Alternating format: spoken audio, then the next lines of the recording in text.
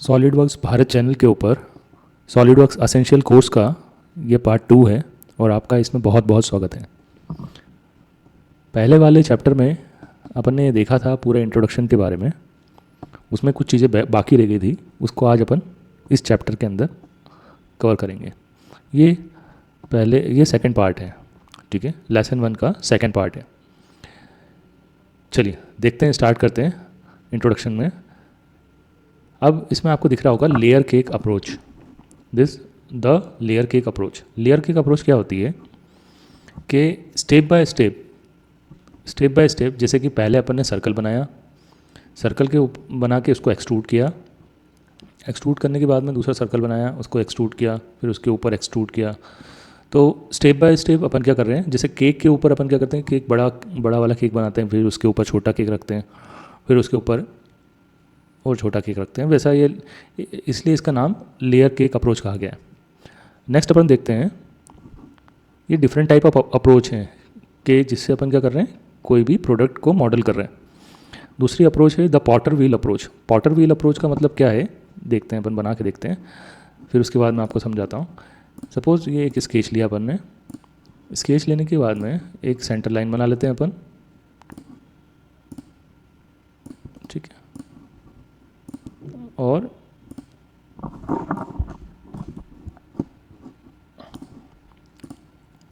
इस पे अपन इस तरीके से एक मॉडल बना लेते हैं, ठीक है।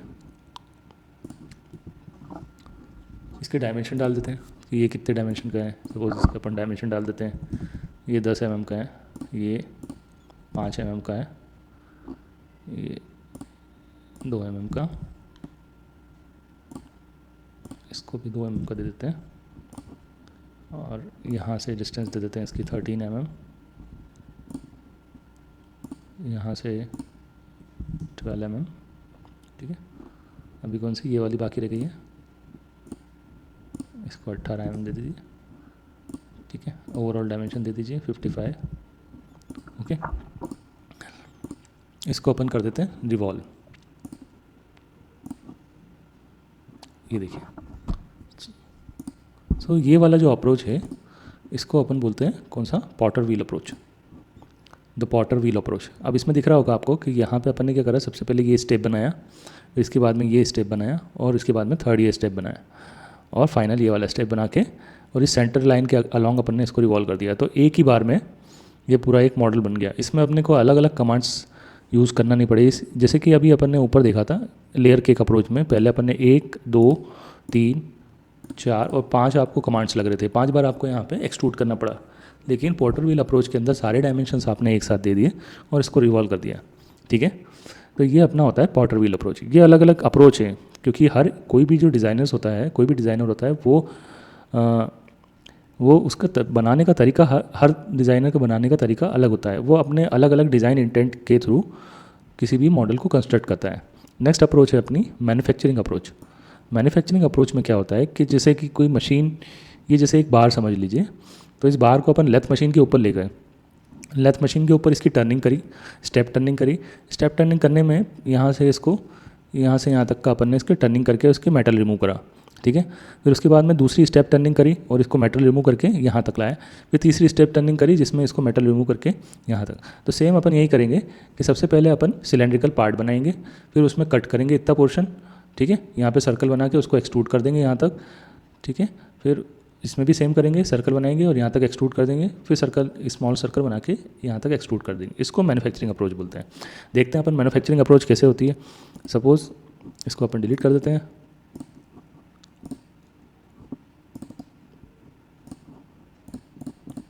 अब देखते हैं अपन के मैन्युफैक्चरिंग अप्रोच कैसे होगी, ठीक है। तो सबसे पहले अपन क्या करते हैं, एक सर्कल लेते हैं, सर्कल बनाया अपन ने,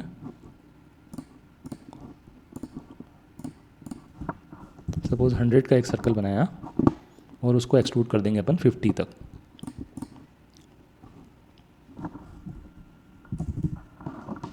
थोड़ा ज़्यादा ले लेते हैं, 200, ठीक है। अब अपने को ये मेटल रिमूव करना है। लेथ मशीन, सपोज अपन ने लेथ मशीन के ऊपर चक के अंदर ये वाला पार्ट फिक्स कर दिया। अब अपन इसका मेटल रिमूव करते हैं। तो मेटल रिमूव का कहाँ, कौन से फेस से होगा, इस फेस से, यहाँ से यहाँ तक का पार्ट अपन, आप चाहो तो रिवॉल्व से भी काट सकते हो, लेकिन अपन एक्सट्रूड से ले रहे हैं। अब मेरे को ये वाला जो सरफेस है मैं चाहता हूँ कि 20 mm मेरे को मेटल रिमूव करना है इतना।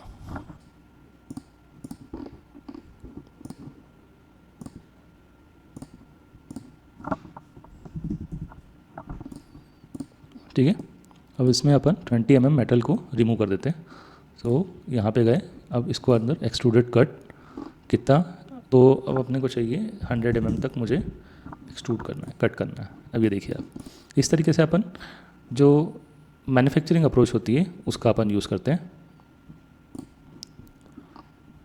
अब design intent, what is design intent? यह एक बहुत इंपॉर्टेंट चीज़ है जो कि आपको सॉलिडवर्क्स में यूज़ करना चाहिए।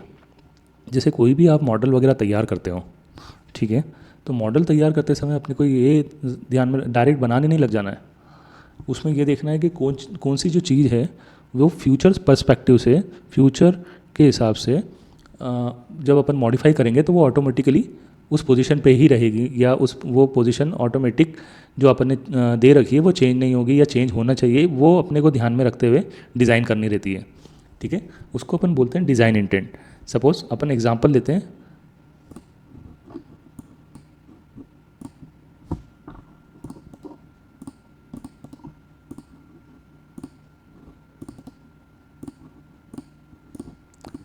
मैं यहाँ पे एक पार्ट बनाता हूँ।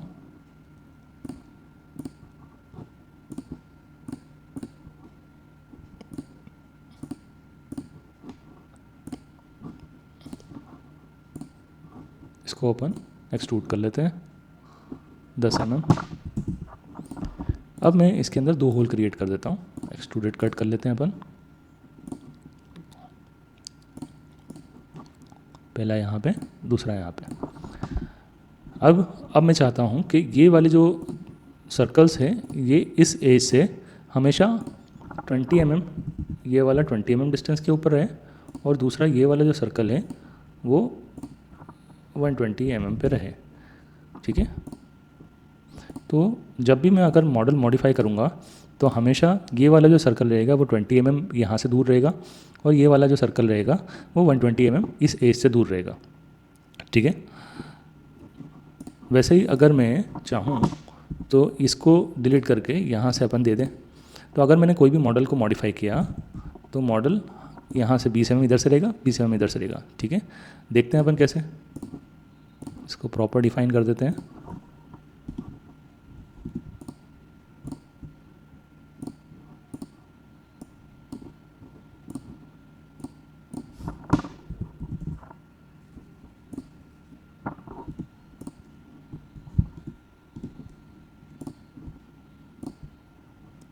इक्वल, ठीक है, अब प्रॉपर डिफाइन हो गया ये। अब अपन इसको देखते हैं, इसको अपन थ्रू काट देते हैं। ठीक है, अब मैं इसको मॉडिफाई करूँगा। सपोज़ मैंने इसको मॉडिफाई कर दिया और 500 mm का कर दिया, तो आप ये देख रहे हो कि यहाँ से still it is 20 mm from this edge and 20 mm from this edge, मतलब यहाँ से 20 mm इधर है और यहाँ से 20 mm इधर है। ठीक है, तो ये अपना तरीका होता है कि जब फ्यूचर में मॉडिफाई करें तो वो डायमेंशन जो अपने सेट करे हैं वो फ्यूचर के अंदर भी जो चाहिए अपने को उस तरीके से रहें। ठीक है, इसको अपन बोलते हैं डिज़ाइन इंटेंट। डिज़ाइन इंटेंट के बाद में देखते हैं सॉलिडवर्क्स जो है वो रैम रेसिडेंट कैड सिस्टम है। कैसा सिस्टम है? RAM resident. रैम रेसिडेंट का मतलब क्या होता है कि जब कोई भी फाइल ओपन होती है या चलती है तो उसके अंदर क्या होता है कि जो भी डेटा होता है वो रैम के अंदर जाके स्टोर हो जाता है। ठीक है, और रैम में स्टोर होने के बाद में वो फिर सिस्टम जो रहता है वो सिस्टम चलता है। ठीक है, तो ये रैम रेसिडेंट सिस्टम है। अगर अपने को कोई रेंडरिंग करना है, ठीक है, और ग्राफिक्स के ऊपर ज़्यादा काम करना है, रेंडरिंग मतलब क्या होता है कि जैसे मतलब होता है कि रियलिस्टिक फॉर्म में उसको दिखाना रेंडर करके। ठीक है, तो सॉलिडवर्क्स जो है वो रैम रेसिडेंट कैड सिस्टम होता है। ठीक है, इसमें रैम ज़्यादा होना बढ़िया रहती है, जिससे जो कैड सिस्टम होता है अपना सिस्टम जो है वो बहुत अच्छी तरीके से चलता है, और अगर जो हैवी असेंबलीज वगैरह रहती हैं वो भी अच्छी तरीके से चलती हैं। अगर ग्राफिक कार्ड होता है तो ग्राफिक कार्ड से भी हेल्प मिलती है। जनरली 4 GB इज़ सफिशेंट जो ग्राफिक कार्ड रहती है 4 GB सफिशेंट रहती है एक मिड लेवल असेंबलीज के लिए, 6 GB थोड़े अच्छे है उसके लिए, और 8 GB जो थोड़ी लार्ज असेंबलीज है उसके लिए, और 12 GB सफिशेंट है ग्राफिक कार्ड।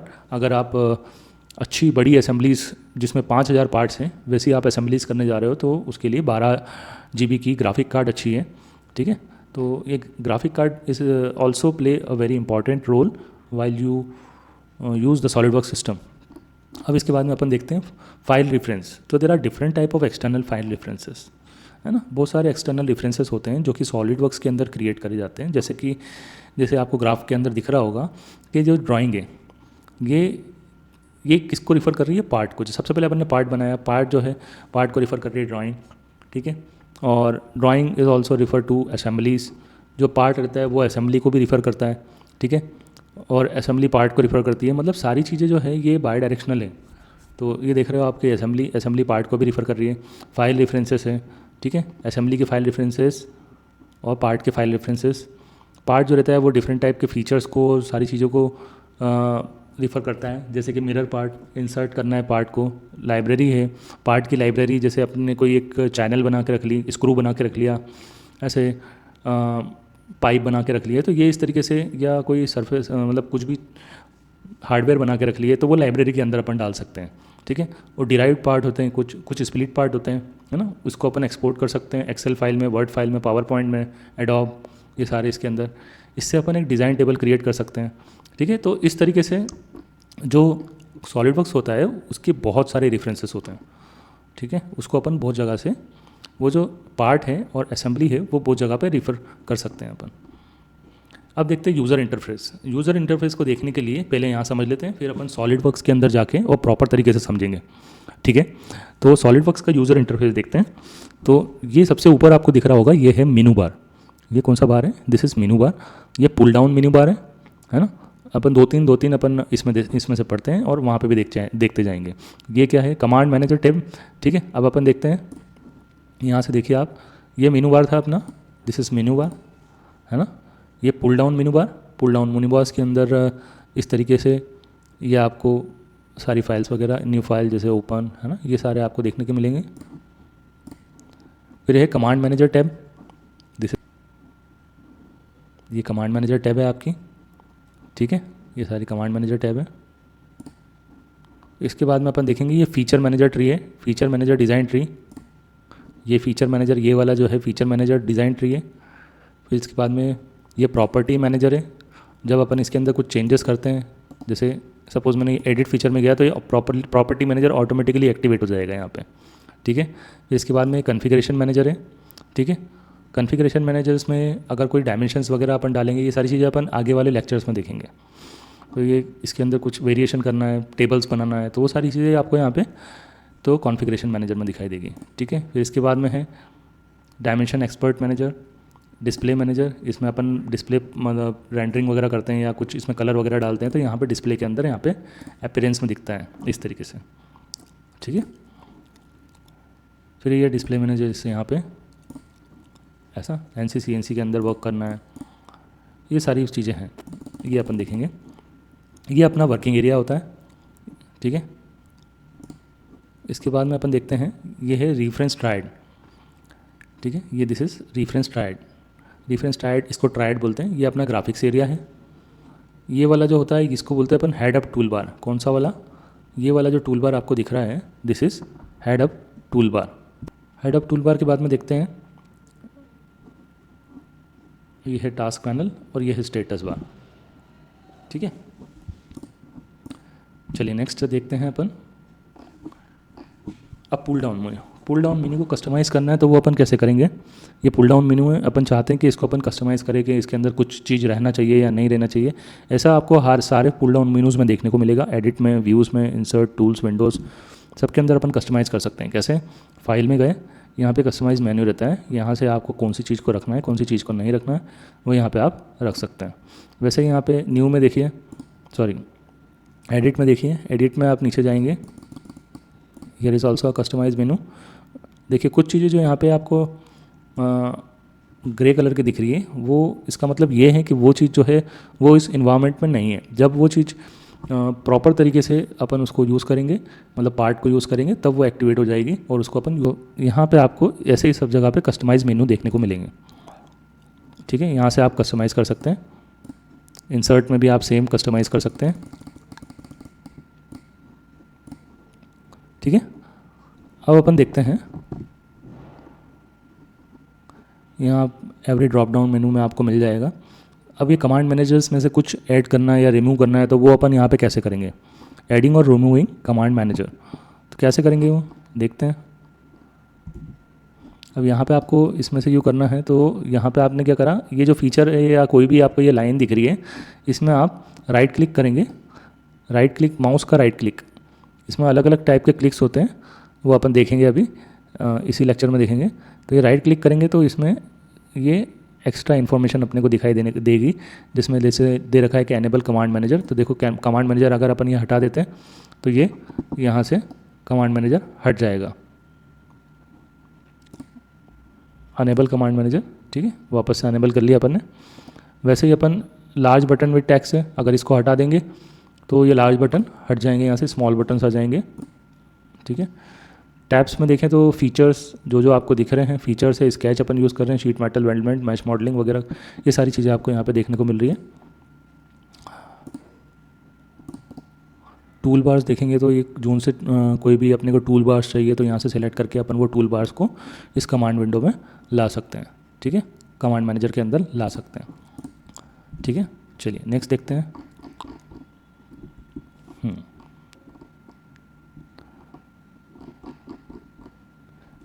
अब पहले अपन ने देख लिया था, इसको फीचर मैनेजर, डिज़ाइन ट्री बोलते हैं, इसको प्रॉपर्टी मैनेजर बोलते हैं सेकंड वाले को, इसको कॉन्फ़िगरेशन मैनेजर बोलते हैं, ये डायमेंशन एक्सपर्ट मैनेजर है ना। तो ये अलग अलग फीचर मैनेजर के ही साथ में ये सारी चीज़ें ये आपको यहाँ पे देखने को मिलेगी, और हर चीज़ का फंक्शन है ये अपन आगे देखेंगे।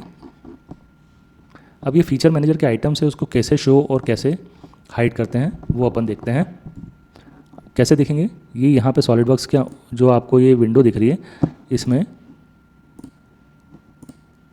ये ऊपर सेटिंग वाला जो ये ऑप्शंस वाला आपको ये गियर टाइप का जो आइकन दिख रहा है, उस आइकन को अपन क्लिक करेंगे। आइकन को क्लिक करने के बाद में यहाँ पे अपने को दिखाई देगा कि यहाँ पे फीचर मैनेजर दे रखा है, सिस्टम ऑप्शंस के अंदर फीचर मैनेजर। फीचर मैनेजर में यहाँ पे जाके आप इसको चेंजेस कर सकते हैं, ऑटोमेटिक ब्लॉक्स चाहिए कि नहीं, अनोटेशंस चाहिए, सॉलिड बॉडीज़ वगैरह, ये सारी चीज़ें आपको यहाँ पे दिख जाएगी। ठीक है, अब सिलेक्शन ब्रेड क्रम्स। ठीक है, what is selection bread crumbs, it is very very important. देखते हैं अपन, सपोज़ ये जो अपन ने जो प्रोसेस यहाँ पे यूज़ करा था, अब अगर मैं इस होल को क्लिक करता हूँ तो यहाँ पे देखो आपको यहाँ पे दिखाई दे रहा है कि ये पार्ट है, पार्ट से अपन ने सॉलिड बॉडी में कन्वर्ट करा, फिर उसके बाद में एक्सट्रूड कट किया। ठीक है, ये पूरा प्रोसेस यहाँ पे दिखाई दे रहा है। अब अगर मैं डायरेक्ट यहाँ पे क्लिक करके इसको मैं एडिट करता हूँ तो यहाँ से ये एडिट हो जाएगा, ये देखिए। ठीक है, तो डायरेक्ट आप यहाँ पे क्लिक करके इस तरीके से आप, जैसे मैंने सरफेस पे क्लिक करा तो ये ऑटोमेटिकली सरफेस कैसे बना, ये बॉस एक्सट्रूड से अपन ने बनाया था, इसको अपन यहाँ से डायरेक्ट, तो आपको डायरेक्ट यहाँ से क्लिक करके और आप उसके अंदर मॉडल के अंदर जा सकते हैं। आपको फीचर मैनेजर में जाने की ज़रूरत नहीं है, फीचर के ऊपर डायरेक्ट आप यहाँ पे क्लिक करिए और यहाँ से ब्रेड क्रम्स पे जाइए, और जो चीज़ को आपको कट है या एक्सट्रूड है या जो भी चीज़ है वो यहाँ से आप कर सकते हैं। एडिट करना, heads up tool bar, that is very very important, it is also a very important part. ये जो आपको जो आपका ये जो वर्किंग एरिया है, वर्किंग एरिया के ऊपर आपको यहाँ पे ये देखने को मिलेगा, इसको अपन बोलते हैं हेड्स अप टूल बार। ठीक है, हेड्स अप टूल बार, ये इसके अंदर अपन कोई टूल्स को ऐड करना है या रिमूव करना है तो वो भी अपन यहाँ पे कर सकते हैं। ठीक है, राइट क्लिक करके और उसकी प्रॉपर्टीज़ में चेंजेस करके, यह मैंने आपको समझाई दिया था। प्री सिलेक्ट और नॉट, तो इसका मतलब ये है, प्री सिलेक्ट और नॉट का मतलब कि सॉलिडवर्क्स के अंदर आपको ये फ्रीडम रहती है कि आप पहले उसको सिलेक्ट भी कर सकते हैं कोई सी चीज़ को, और बाद में भी सिलेक्ट कर सकते हैं। जैसे कि मैंने कुछ चाम्फर क्रिएट करना है, तो चाम्फर क्रिएट करने में एज को मैं पहले सिलेक्ट कर सकता हूँ, फिर उसके बाद मैं चाम्फर कमांड कर सकता हूँ, सिलेक्ट कर सकता हूँ, और मैं पहले चैम्फर कमांड को सिलेक्ट करके और फिर एज को भी सिलेक्ट कर सकता हूँ। ठीक है, तो ये दोनों फंक्शनलिटी इसके अंदर अवेलेबल रहती है। शॉर्टकट मेनू जो रहता है वो कॉन्टेक्स्ट टूल बार के अंदर दिखाई देता है। जैसे कि अपन ने राइट क्लिक दबाते हैं, ठीक है। अब जैसे मैं यहाँ पे आपको दिखाता हूँ, राइट क्लिक दबाने के ऊपर यहाँ पे इस तरीके से अपने को ये देखो मेनू, कॉन्टेक्ट्स मेनू ऊपर की साइड में दिखाई दे रहा है। अब अगर सेम यही चीज़ को मैं स्केच में देखता तो ये देखिए राइट क्लिक करने पर ये सारी चीज़ें आपको कॉन्टेक्स्ट मेनू के अंदर यहाँ पे दिखाई दे रही है। स्केच अलग अलग जो इन्वायरमेंट में रहते हैं उसके अकॉर्डिंग वहाँ पे टूल्स अवेलेबल रहते हैं। तो right click on activate sensitive shortcut menu कैसे आया, वो राइट क्लिक करने पे सेंसिटिव शॉर्टकट मेनू आया। लेफ़्ट वाले से, माउस के लेफ़्ट वाले बटन से क्या होता है, किसी भी ऑब्जेक्ट को अपन सिलेक्ट करते हैं, ठीक है। मिडिल वाले से रोटेट कर सकते हैं, जूम कर सकते हैं, पैन कर सकते हैं। पैन मतलब इधर उधर दबा के मूवमेंट कर सकते हैं अपन उसका, ठीक है। कैसे, देखो देखते हैं।